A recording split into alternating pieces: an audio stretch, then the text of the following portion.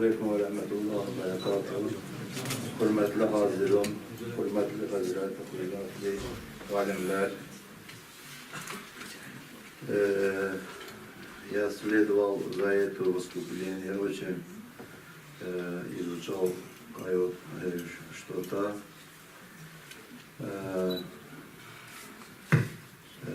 С начала сегодняшнего дня, который происходит в мире, в том числе Новая Зеландия, очень нам это становится очень плохо. Весь мир заявлял об этом, и мы тоже свое высказывание высказываем.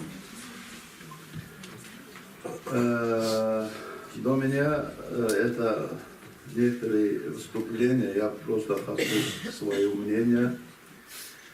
Термин национализм и термин народность – это терминология конца 20 века и начала 20 века.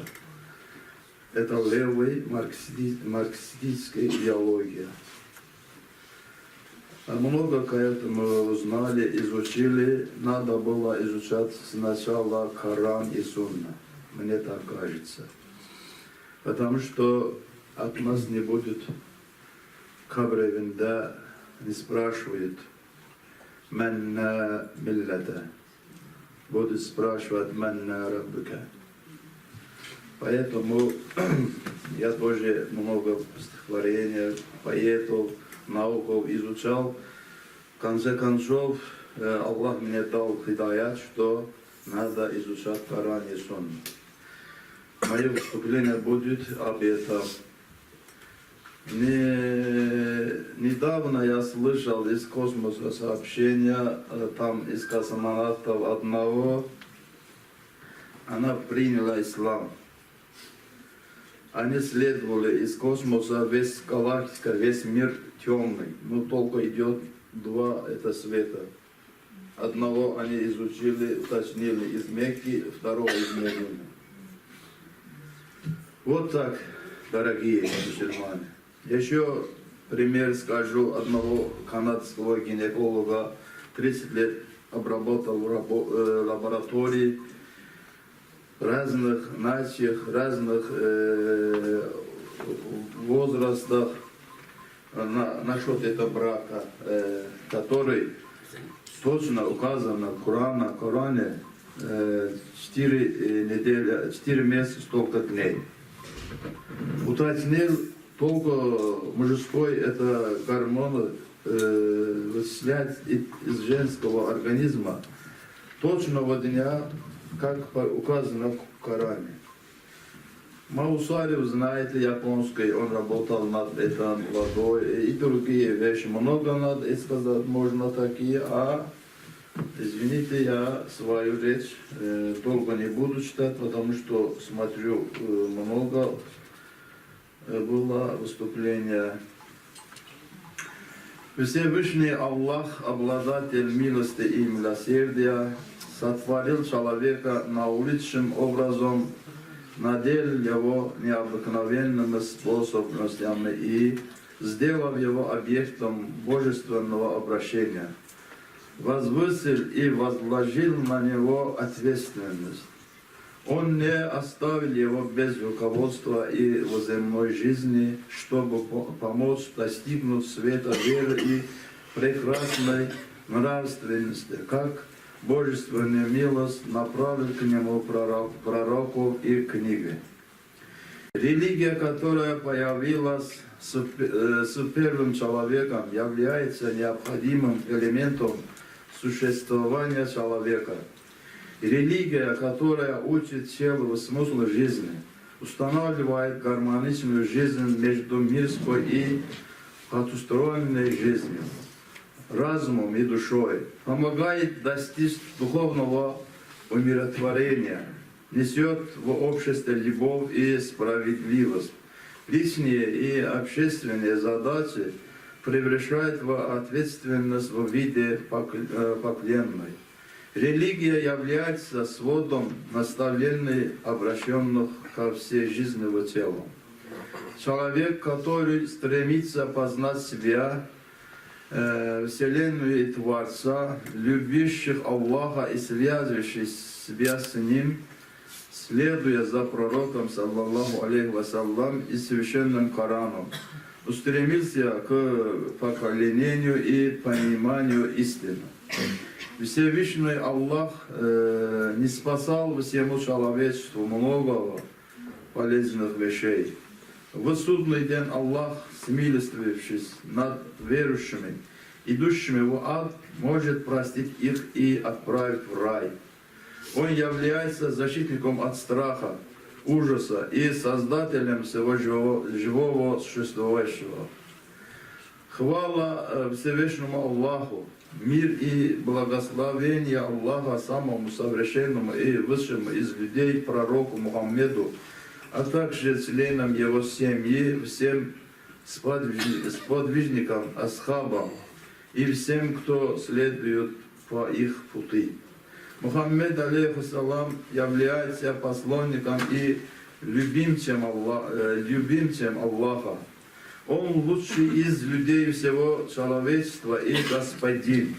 Поэтому верующие в Него и следующие за Ним будут членами самой лучшей из всех общин. Аллах предначертал нам испытать счастье быть общим пророком Мухаммеда и велел нам следовать Его дорогой. Наши бесконечные благодарения и восхваления Аллаха за это Его милость будут бесконечно недостаточны. Ученые Ахли Сунна сказали, каждый посланник Аллаха со всех сторон является самым совершенным из своей общины и народа своего времени. А пророк Мухаммед, саллаллаху вассалям, совершеннейший и наилучший со всех сторон, из всех народов, времен и общин, от создания мира всего до судного дня. Никто и ничто не произойдет его, с какой бы то ни было стороны. Это естественное явление, как Создатель, которому под силу сотворить что угодно в какой угодно форме, создал его таким. Никто не сможет восхвалить его должным образом, и никто не сможет его опровергнуть. Человек – существо социальное, которое не может жить и обрести спокойствие в одиночестве. Каждый хочет, чтобы с ним рядом был близкий человек, товарищ, друг, то есть тот, с кем он в согласии проводит жизнь, и кто в случае необходимости окажет ему помощь.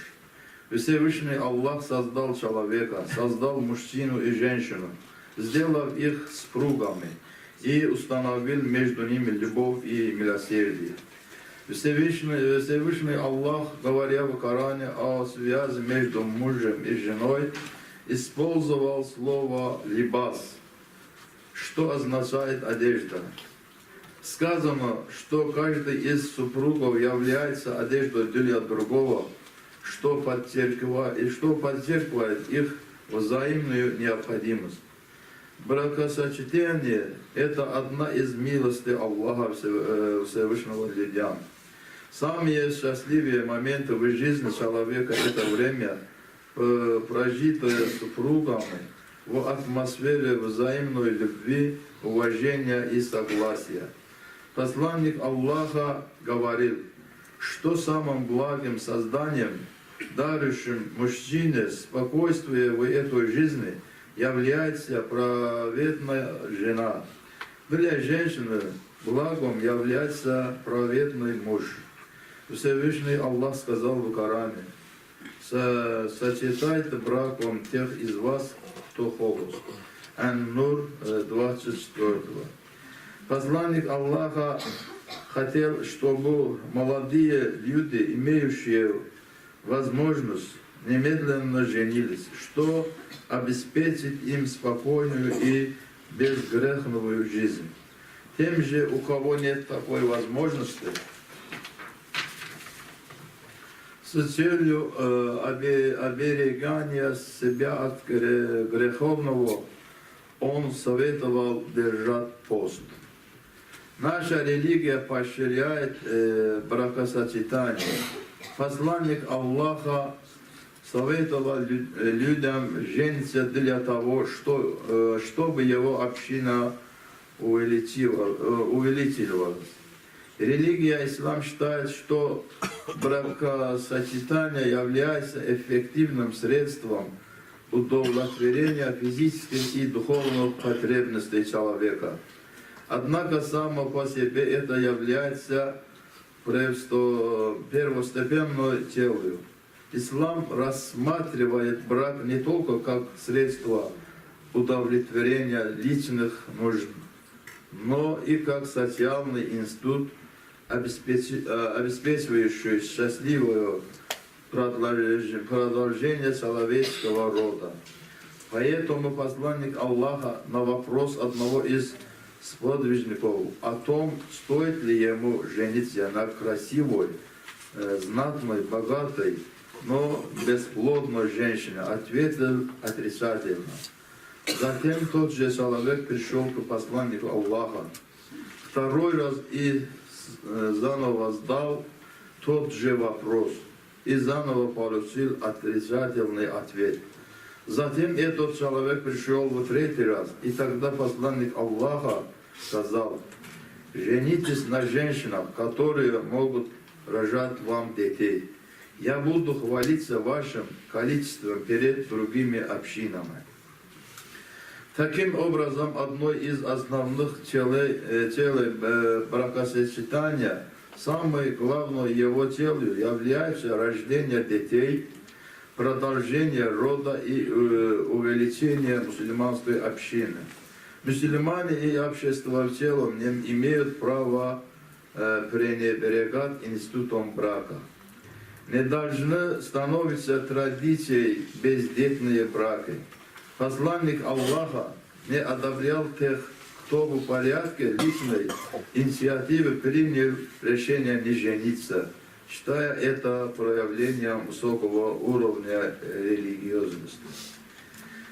13-й хадис из сборника Сахих Аль-Бухари передано со слов Абу Хурейры, что пророк, саллаллаху алейхи вассалям, сказал: после того, как Аллах создал творение, поднялись, и Он спросил: в чем дело? Они сказали: это вместо того, кто перебегает к твоей защите от разрыва. Тогда Аллах спросил: удовлетворитесь ли вы тем, что я награжу того, кто станет вас поддерживать и порву с тем, кто станет порвать вас? Они ответили: да, о Господь наш. И Аллах сказал: да будет так. Абу Хурейра сказал: прочтите, если желаете, в аяте, которым сказано: и может ли случиться так, кто, если власть будет принадлежить вам, что станете вы распространять нечестие по земле и прорвав родственные связи. В другой версии этого хадиса, также передаваемой со слов Абу Хурейры, ради Аллаху анху, сообщается, что посланник Аллаха, саллаллаху алейхи вассалям, сказал: прочтите, если желаете, и может ли случиться так. Спасибо за внимание.